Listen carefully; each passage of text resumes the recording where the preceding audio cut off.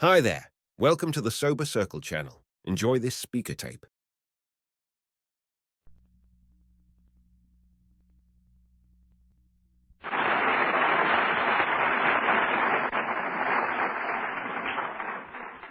Woo! You light up my life. Oh, yes, you gave me hope when I didn't know there was any hope for me. Thank God for each one of you. I just love you. My name is Liz Bailey. My anonymity shot to hell for a very long time. I'm the most definite alcoholic you ever could lay your eyes on, and a very grateful alcoholic. Hi, everyone. I feel so honored and privileged to be asked to come to Tampa. I'm privileged to go anywhere at 73, believe me. But it has been a terrific honor. And I want to thank the committee and Mike and Christy and I can't start naming names because you guys follow me. Sober, thank God. Drunk, you wouldn't have followed me around the corner. But thank God you've been following me. Dolly and all of you, it's just wonderful to be with you. And I haven't gone out and gotten anybody a new story because the one I got here with was Lulu. And nobody has told me it's gotten better out there, and I believe you. If you can make it back here, I welcome you back. But again, I'm going to have the same story, and would you all-timers and all of you pray that I reach somebody here tonight? Because that's my primary purpose, is to stay sober. And that's why I hit the road and the planes and the trains and the buses and the subways, because I want to reach someone to come into this beautiful fellowship. And we don't promote AA. We don't promote it at all. We attract you. And I love it when you all said, I want what you got, Liz. Oh, my God, ain't nobody ever said that to me, you know. And when nowadays you're telling me, oh, I want what you got. And I said, well, I got it in AA, and I keep it in AA. Thanks to John and Beverly for being here with me again. And they're part of my life. John has been in my life for 30 years, and he's still with me. And that's another nice thing about AA. You get lasting friendships.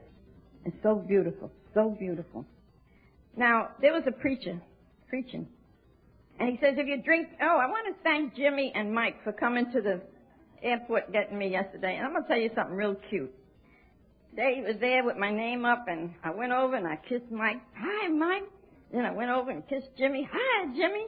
And there was another little fellow standing there, and I said, are you with this crowd? He said, no, but I'll take a hug. So I hugged him, you know? So I got them all out the way, right? Yeah. So if you're near me, you're going to get it. You're going to get it. This minister was preaching, and my minister friend is with me this weekend again. We've been privileged to be together quite a few times, thank God. A couple of you here this weekend have been with me before, and I've been with you. That's all right. And, you know, this minister said, if you drink alcohol, you're doomed to die. And the little old lady down front, she said, amen. He said, now if you smoke those cigarettes, you're doomed to die. And the little old lady, she said, amen. He said, now if you chew tobacco. She said, look at that, he's done stopped preaching and gone to meddling. So I'm going to go to meddling. You know, the truth hurts us, but the truth will set us free. Never forget that. I'm the oldest of 5 children. And I learned last night that Irene and I were born in the same hospital. Different dates, of course, and the hospital isn't there anymore. But at least we got a chance to get born there. In the Cumberland Hospital in Brooklyn. That's where I was born. And oldest of 5 children. Jeanette, I haven't gone out and got you a new story, baby. I'm going to give you the same stuff warmed over. Believe me. And my mom made my first drink at the age of 12 years old. And when I look back, I was a stone alcoholic at 12 years old. I don't know anything ever about social drinking. I don't know ever about crossing any lines. I've seen a hell of a lot of lines, though. But I don't know about crossing any of them. And my mom made rice wine from ingredients that she received from the welfare, such as rice and raisins. And she made it in a large crockery. And to show you the difference, my girlfriend Marion was with me. And my mom allowed us to sieve this rice wine through cheesecloth. And the difference was that Marion sieved and sipped 2 drinks and she went home. But I sieved and sipped. And I sieved and I sipped. And I sieved and I sipped. And I sieved and I sipped. And I put on a drunk at 12 that was a drunk. My mother lectured to me all night long. I went out in the street the next day shaking my little self, telling my friends, whew, what a ball I had. And I'm 12 years old. I don't even remember what the hell happened. And that began to be the pattern of my life. If you didn't drink and get drunk and pass out, you didn't say too much for me. At the age of 14, I began to sell King Kong booze. The man made it in the bathtub next door. And I mean, it was King Kong. It stood you straight and it knocked the hell out of you, too. And I sold it for 40 cents a cream pitcher. Now, someone suggested that I take mayonnaise, olive oil, butter, and cream, line yourself up. You know how they tell you to eat a good meal? Honey, that King Kong was so powerful, it went all through the mayonnaise, the olive oil, the butter, the cream. I stopped taking that sick stuff. And I drank me plenty of booze. I made good money. And at a certain hour, I had to be padlocked into the side room. Now, one night I'm laying out the window, and I see this sharp dude. Lord have mercy. Woo! He was so sharp, I almost fell out the window. And I saw this roll of money, and I said, oh, there's a live one. I was always looking for a live one. I look for the live ones in AA, too. I don't look for no deadheads in AA. No, I don't look for deadheads. I deal with those that are going and doing and giving. Those are the people that I deal with. So I went down and I latched onto this little dude because he had a roll of money. Got down there and found out it was a $5 bill around a lot of ones. I latched onto him anyway because he's cute. Real cute. He started taking me from uptown Manhattan down to the Lower East Side, and I began to hit all these joints so that they could give me a play. At the age of 14, I felt that I was a woman. I'm drinking, I'm partying, I'm hanging out. So I run up to my mom one night, and I said, Mom, would you sign for me to marry this man? He's 10 years older than myself. She says, oh, no, dear. Over my dead body. That man will have you up in the street, and you'll live a terrible life with that man. And I found out something about myself at the age of 14. Don't you ever, but never, tell me what not to do. Don't do that. There's something in my nature when you tell me what I can't do, look like it makes me want to do it. And pay all the prices. I paid a hell of a lot of prices. I stayed in AA because they suggested everything to me. Nobody has ever told me what to do in AA. Thank God for that. So I quit school at 14. I took sleep-in jobs. I was drunk every Thursday and Sunday. At the age of 17, I left New York with this very man, determined. The more you preach, the more I'm going to get him. And so I left. And I went to Baltimore, Maryland. The 3rd day of January, 1939. I'm standing in a courthouse being married.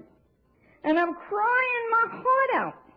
And the minister stopped the wedding. He says, my dear young lady, would you mind just telling me what you're crying about?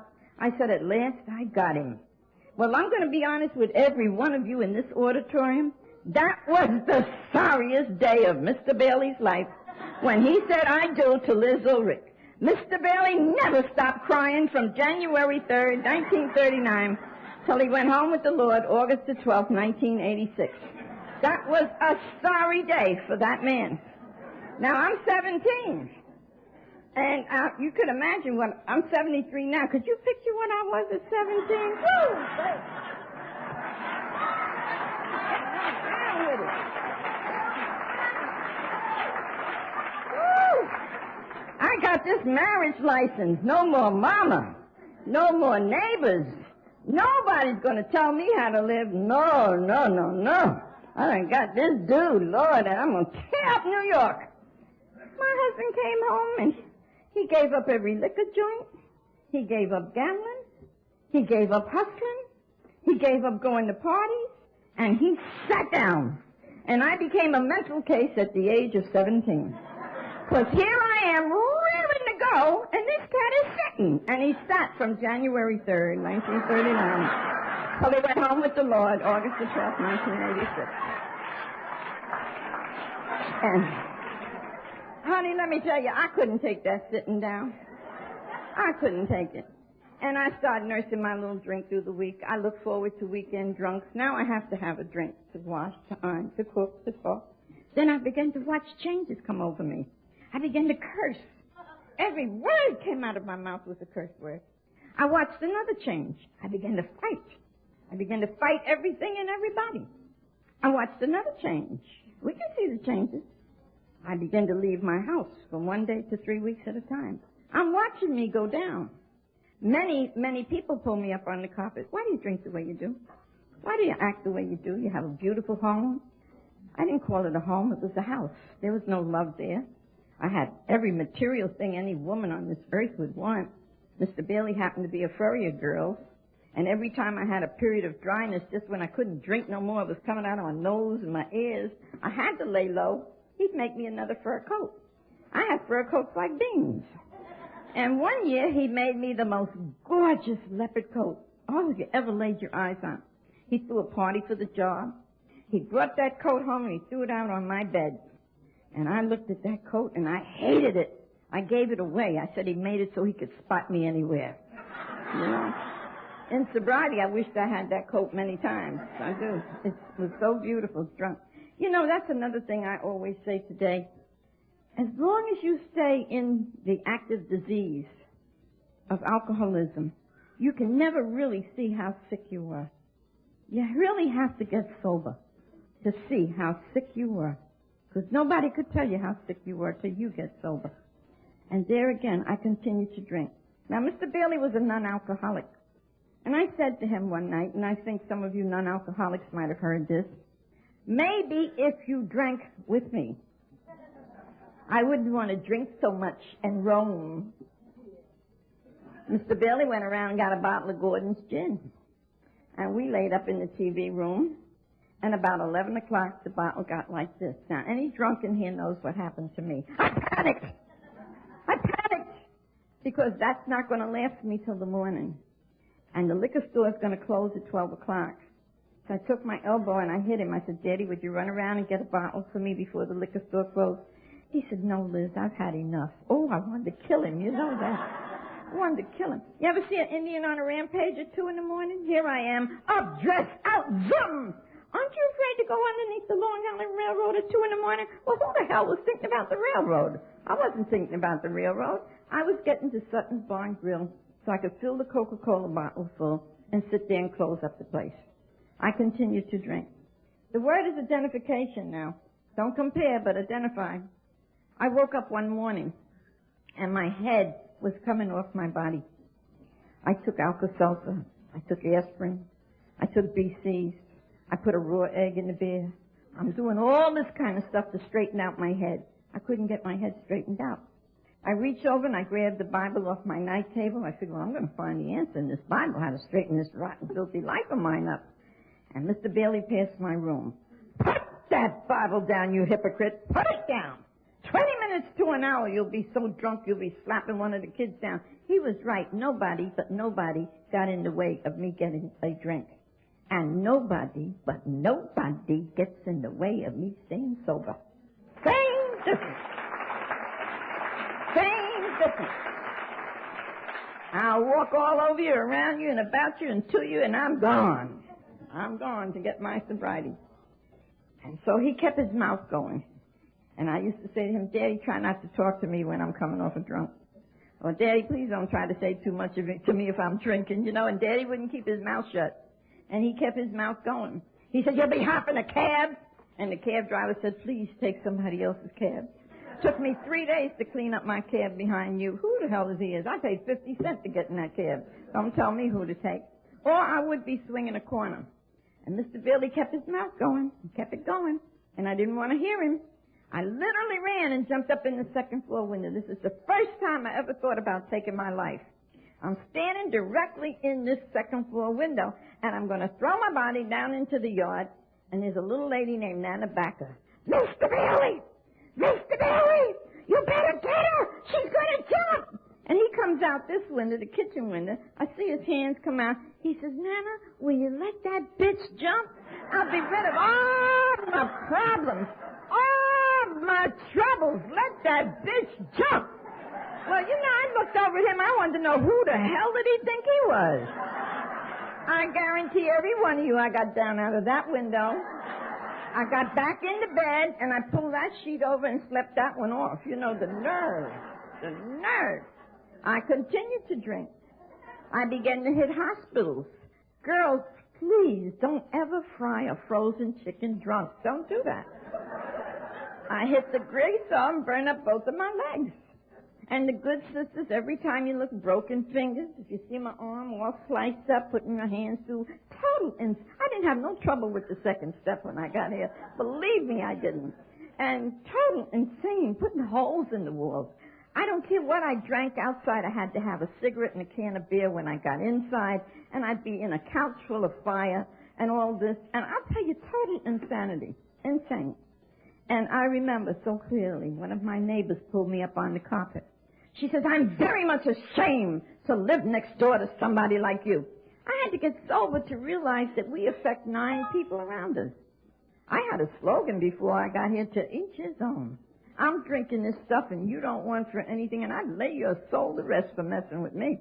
And so she said, and I'm ashamed to live next door to you. I bought this house to get away from people like you. Would you mind telling me what's the matter with you? I said, oh, I suffer with my nerves.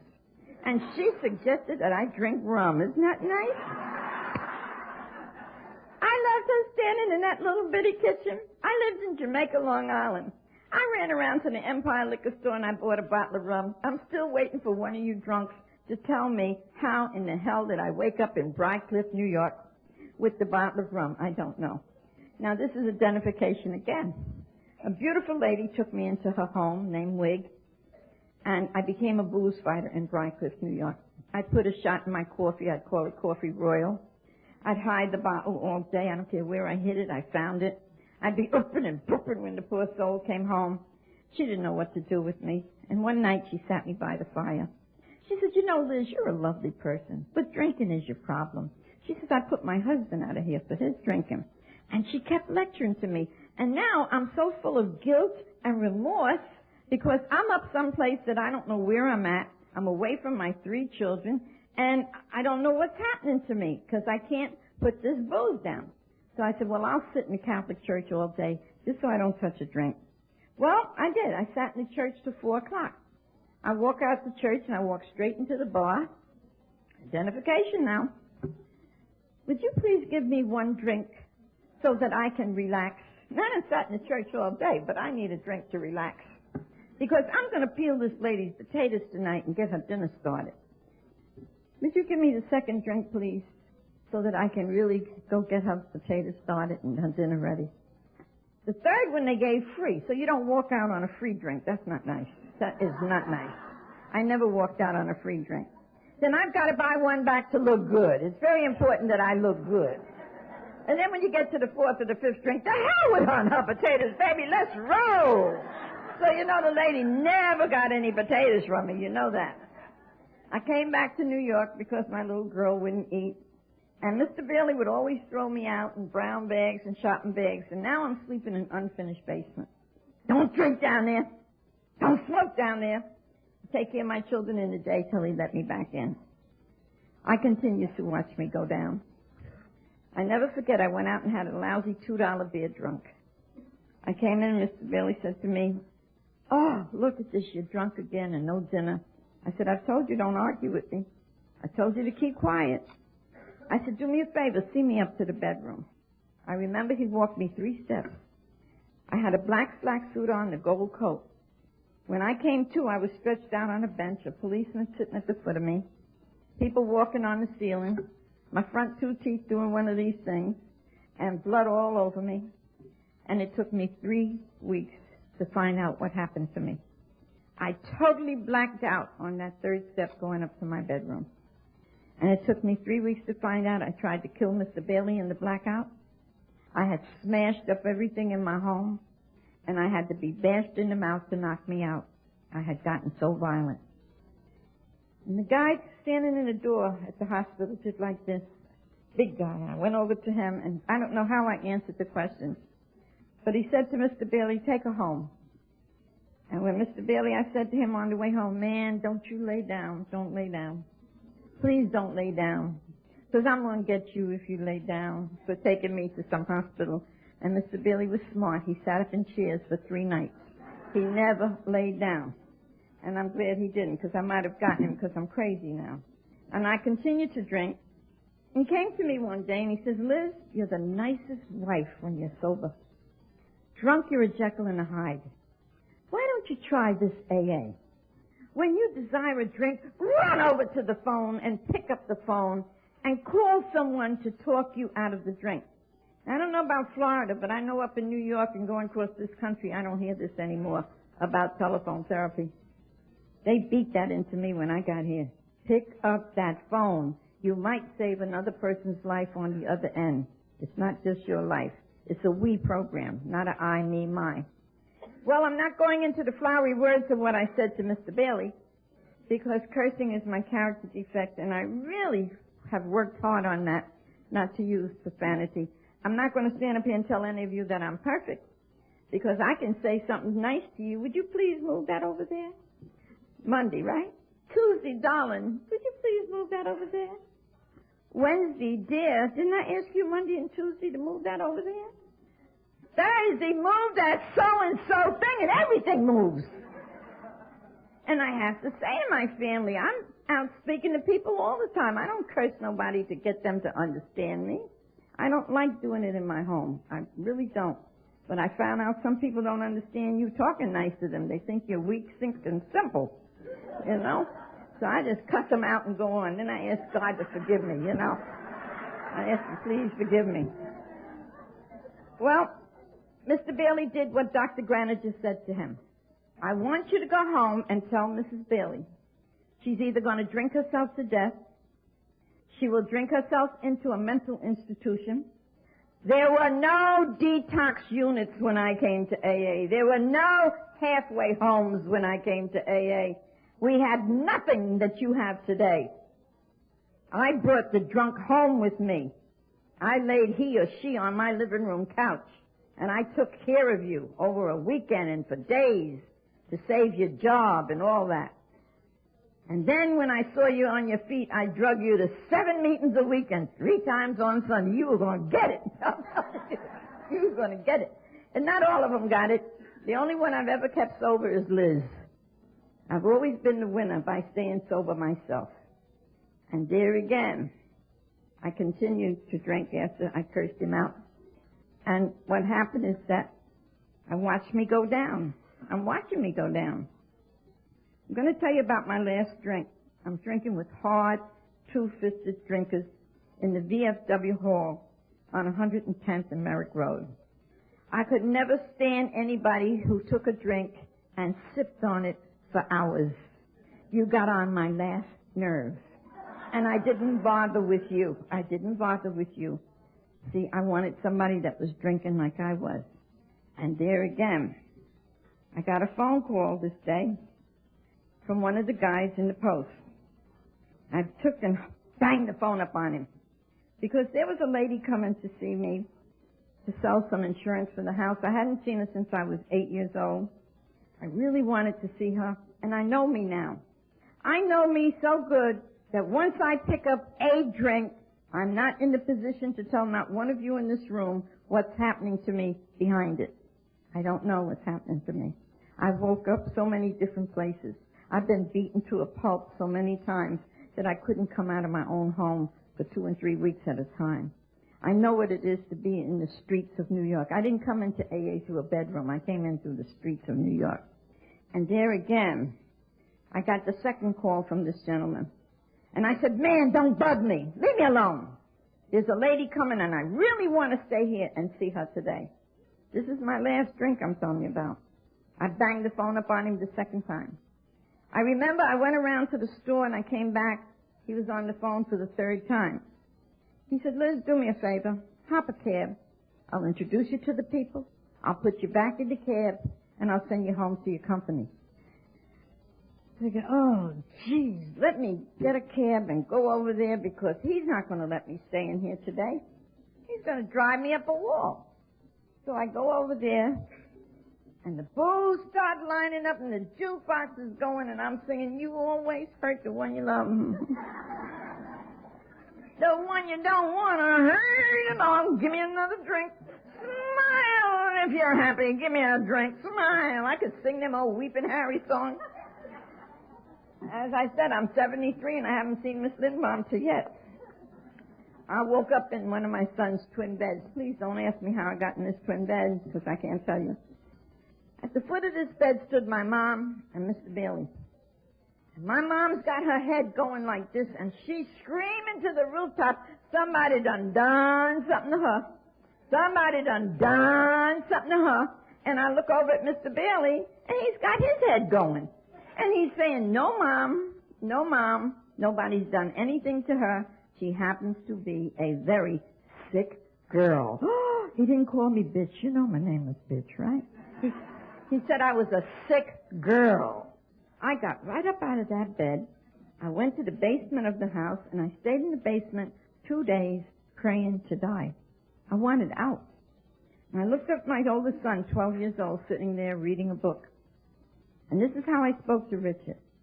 I said, Richard, I can't live like this. This is not the way I want to live. Look at this. You can't depend on me for anything.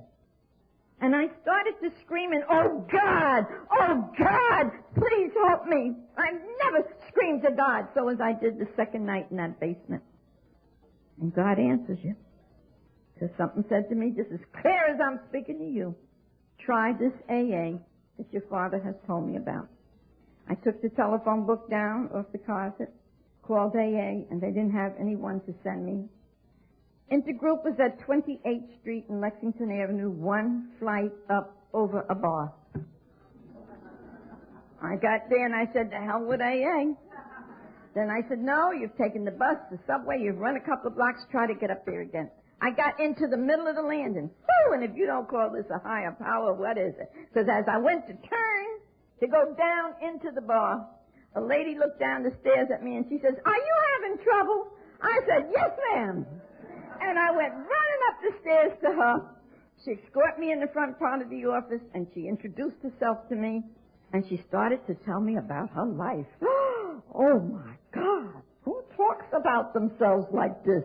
My mother says put it in a rug, under the rug, in a closet, open up a drawer, shove it in there. Don't you dare go out and tell anybody where you got the black eyes, the busted mouth, or the fights in your house.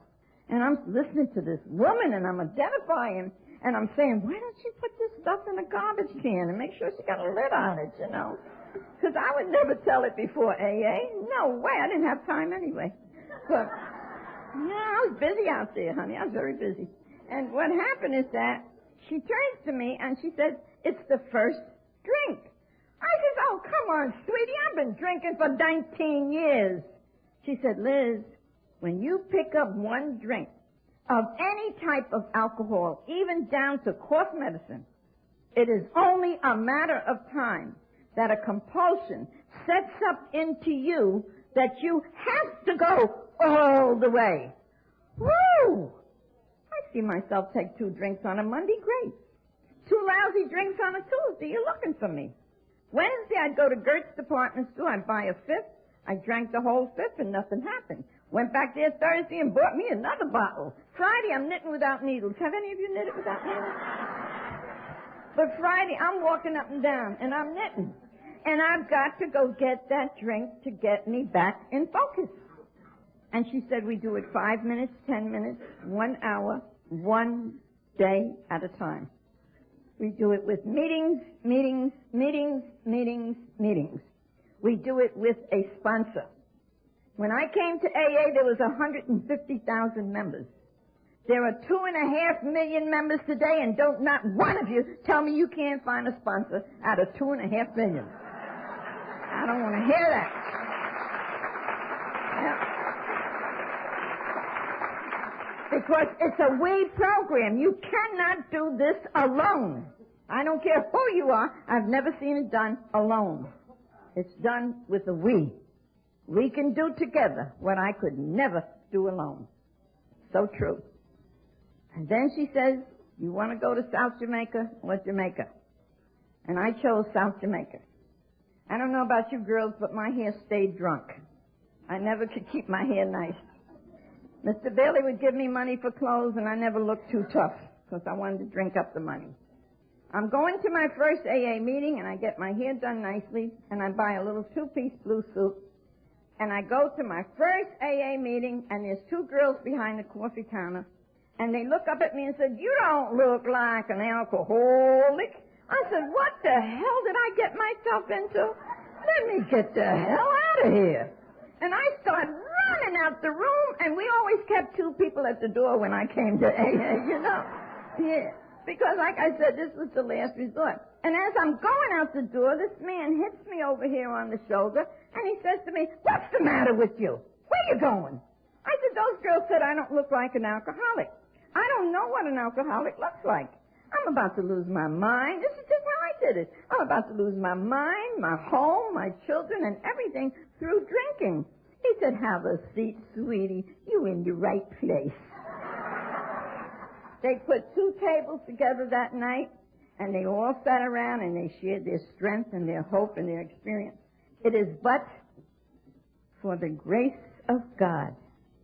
Whew. But for the grace of God. Alcoholics Anonymous. Al-Anon. Alateen. Alatat. OA. GA. PA. NA. EA. FA. The only A I haven't spoken at is Sex Anonymous. And I refuse to go to Seattle, Washington to put my sex life on tape. How about that?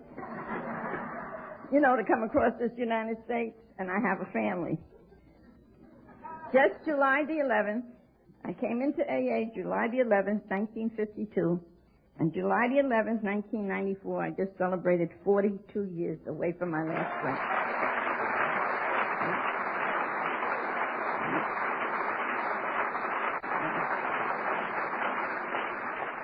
And I want every one of you to remember that I'm not cured. I am definitely not cured. The progression of alcoholism is still going on inside of me. If I pick up one drink, I would go up like paper. Zoom. You see? But it wouldn't be the drink to kill me. It would be the guilt and the remorse that would kill me. I know where the answer lies for 42 years. Is sitting in a room for 1 lousy hour or hour and a half and no dues or fees. And back in New York, I'd give them hell. Because you know why? I never had a car in my whole sobriety. And every night a different dude picks me up, you know, and we got that instant love.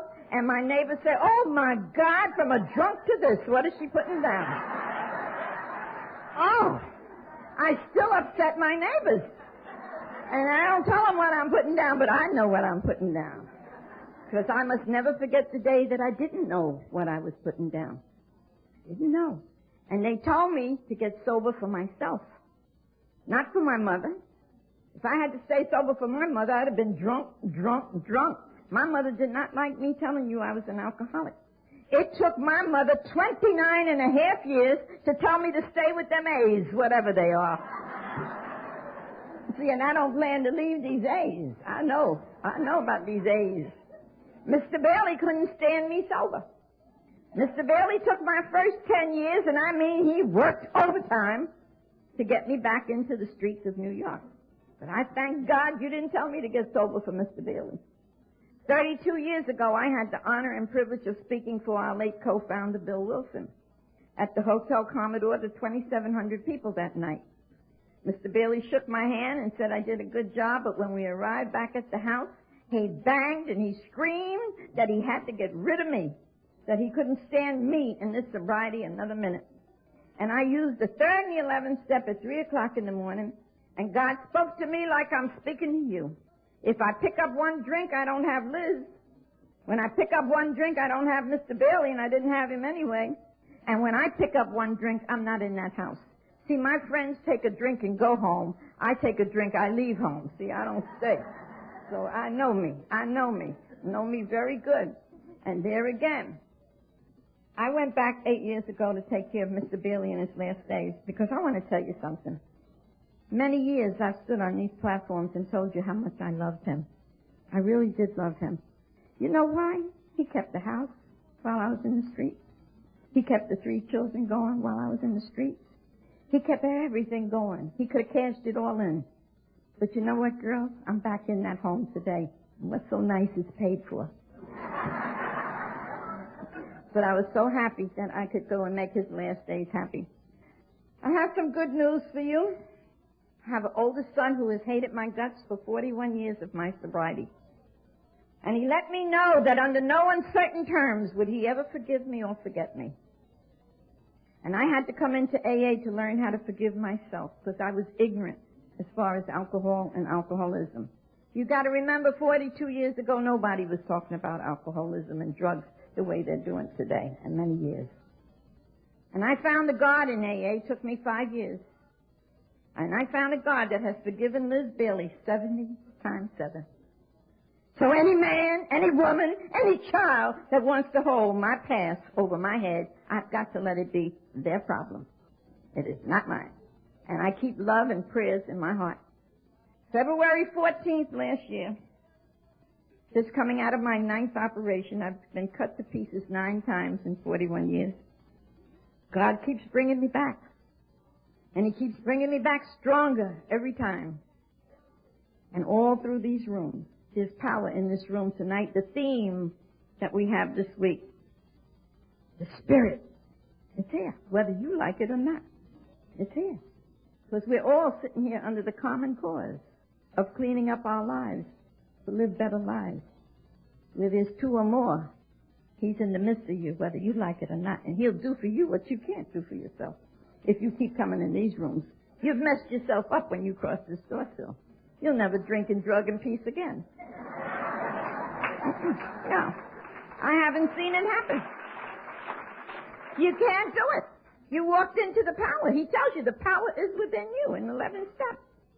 It's within you to keep your life straight. And there again,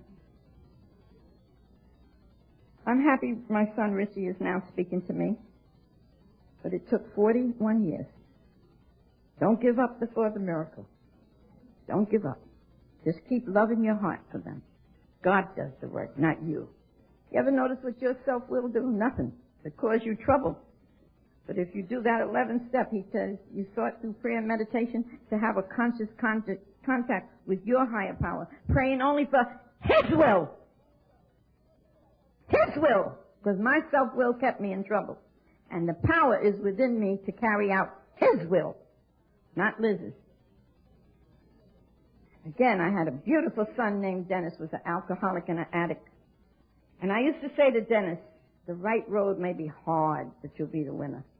The easy road, the price is heavy. 24 years ago, June 25th, my son was shot and killed. My father hung himself while I was sober. Oh, you're going to be tested in sobriety, sweetie. Oh, yes, I'm living here to tell you you're going to be tested. But if you pass those tests that are given to you in this life, He's got something good for you. He's got something good for you. Yes, wait patiently. You'll see. And there again, Dennis was shot and killed. My father hung himself. My sister went into Manhattan and jumped 30 floors. Isn't it wonderful I didn't have to pick up a drink about any of that? I used to drink for everything. Drink for every reason. I didn't have to do that here. And I didn't do it alone. I did it with many beautiful people. Dolly is even one of them. John. They were all with me, right with me, through it all. You don't have to do anything alone anymore. In fact, you don't have to drink anymore or drug anymore. There's too much help out here today. Too many places that you can find yourself. I have a beautiful daughter. I stopped drinking when she was 5. I thank God today she doesn't remember me as an active drunk, so she would use my drinking to hurt herself a little bit more. And she'll look at me today and she says, I can't be like you, Mother. I don't ask anybody to be like me. Be yourself. To thine own self be true. She's just coming out of her 6th mental breakdown. I've had 6 horrible months past. But you know what I know? I got the message. This too shall pass. It's not going to stay this way. It's not going to stay this way because I'm suffering under her. I'm going on the 7th of September for consultation so that I can learn how to live with a mentally ill daughter. I do not know how to live with my mentally ill daughter. I've been using the AA principles on her, and it's working because she acts like a drunk most of the time. She acts just like a pure drunk. Her slickness, you know, I say she's sick and slick, you know. And I'm right ready for her slickness, too, you know. Because I've been dealing with drunks a long time, and I'm one myself. I have a beautiful AA baby named Adrian Anita. I named her after AA. She's 38 years old. She's had 12 children. She's got 6 living. So it makes me have 12 grandchildren that I see by appointment only. And I want you to believe that. I don't do no babysitting. Mm-mm. Mm-mm. No. Mm-mm. I do not do no babysitting. No. I've raised my children. I'm not raising any adults anymore. I'm not raising them. I have 2 great-grands that I never dreamt that I would have, and 1 grandnephew. I've had a fantastic life in Alcoholics Anonymous. I've gone up and had 3 operations in 6 weeks. The doctor said, you have cancer. He says, I'm going to give you 6 months to live. I said, please don't talk to me like that. I'm in a fellowship that teaches me I live one day at a time. I'm now 27 years an arrested cancer patient, and my motor's running fine. Oh, yeah. Again, I'm telling you, you're sitting in the most powerful fellowship in the world. I had a heart attack. I had my throat cut from ear to ear. They took 2 glands out. I couldn't speak. I said, okay, Lord, you through with me speaking? It's all right. You're not through with me. He brought me back more powerful. I have to stand up here and say, cool it. I've seen you come up half the chairs with the power that's within me come out. I've seen it. Last year, I was cut open and closed back. I've never seen anybody open and closed back to tell you about it. And I called the nurse in the room one night and I said, I want to make a confession to you. What is it, Miss Bailey? I said, I feel like I'm dying. And I want to make a confession to you that I have tried to live a good life. I've really tried to live this good life. And I believe in God. Oh, Miss Bailey, you don't tell God when to take you. He knows when to take you. I said, let me shut up with this woman, you know.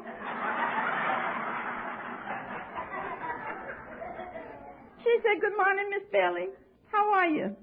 I said, you know, I seem to die in the night, but I sure come alive in the day. One of my friends coming out from work had a pocket full of money, and the guy said to him, stick 'em up.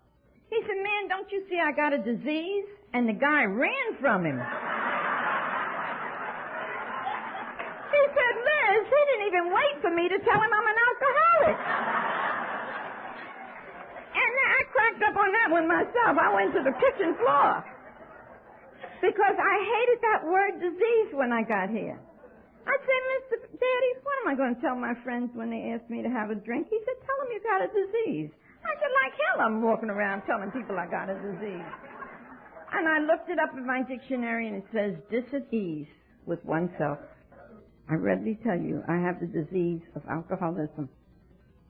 I love each one of you. I've made amends to my loved ones, thank God. There's only one person in 42 years I haven't made amends to, and that's my bartender. I owe him $2. He'll never get it. I sent his children to college. Yes, I did. I bought that man a new Cadillac every year. I sat there and watched it go up and down Jamaica Avenue. And I just want to take one of you to Vermont and show you the house I bought him. It would injure me to give him the $2. See? And the place closed down when I stopped drinking. It hasn't been there in 42 years. It's an athletic club. You see, so who are you supporting and killing yourself? You got to think about that. And I think about that. And I thank God for each one of you. Let's have a beautiful weekend, huh? Set it up to be good. Because, see, I do that at 10434 199th Street, Hollis. When I walk out that door, I say, I'm going to Tampa. Woo! And I'm going to have me a natural good time. And I do have a good time. I don't know what's going on around me because I'm having a good time. You know? And I do feel so honored and privileged of being with you this weekend. God is good all the time. God is good all the time. And you know He's good every time I'm hitting these planes and trains and buses and subways. When I get back in my house, I almost want to kiss them dirty floors. Woo! You got me making it again. I tell Him, you got me making it again. And He does. And it's no secret what God can do. What He does for others, He can do for you. With His arms wide open, He'll carry you through. Please believe it. I live it. I don't just talk it. And I live it, and it's wonderful. And, of course, I want to say this to the committee. Thank you again for all the work that you put in this year. These places, conventions, take a year or more to put together. It's a lot of work. How about let's give them a round of applause? Yes, yes.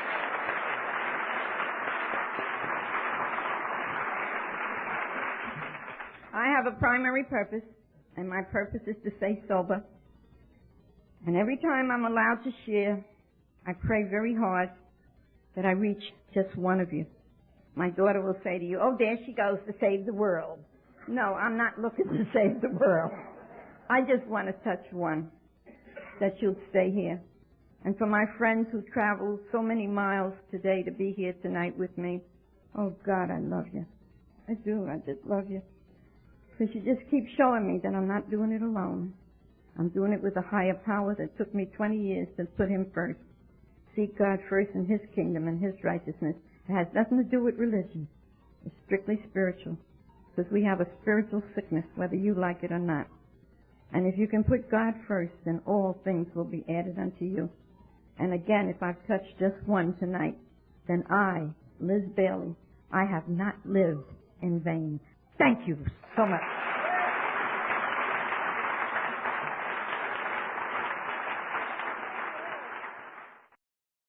Thanks for listening. Please support the channel by liking and subscribing.